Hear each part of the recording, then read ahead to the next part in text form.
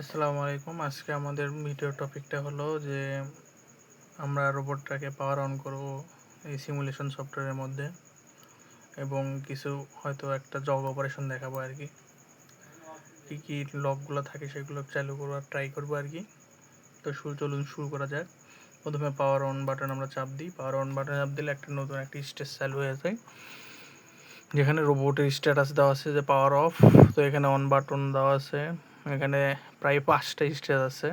প্রথমবার অন চাপ দিলে তাহলে পাওয়ার অন, বুটিং এবং রোবট অ্যাক্টিভ হয়ে যায়, আর ব্রেক দেওয়াই থাকে এবং রোবট অপারেশন অফ করা থাকে। তারপরে আবার স্টার্ট যদি দিই তাহলে স্টার্টের ক্ষেত্রে এই যে আবার স্টার্ট বাটন দিলে তাহলে সবগুলো রোবট চালু, এটা আর কি চালু হয়ে গেল। এবং পেলোড যেটা থাকবে সেটাও অ্যাক্টিভ আছে কিনা সেটাও সিলেক্ট করে দিতে হয়। যদি মাল্টিপল প্লেট থাকে, যে প্লেটটা চালু করবেন সেটা সিলেক্ট করে দিতে হয়। এখানে আমার একটাই পেলোড আছে তাই ওটাই সিলেক্ট করে দেওয়া আছে।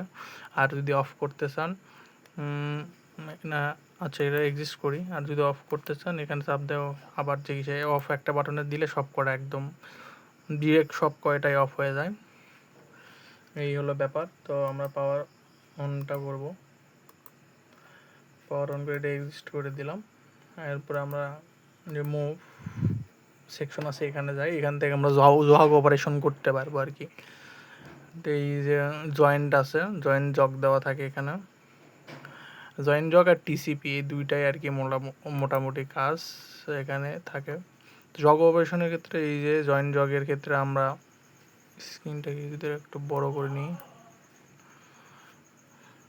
এই যে এটা হলো বেস, শোল্ডার, এলবো প্রত্যেকটারই জন্যই দেওয়া আছে। এক পাশে হলো -ডিগ্রি অ্যাঙ্গেল দেওয়া আছে, যেটা হ্যাঁ এটা হলো ঘড়ির কাটার বিপরীতে সম্ভবত, আর এটা হলো ঘড়ির কাটার দিকে।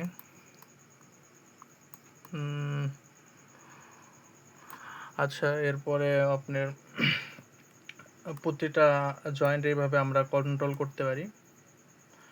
এই হলো ম্যানুয়াল জগ অপারেশন, আসলে একদম সিম্পল জিনিস।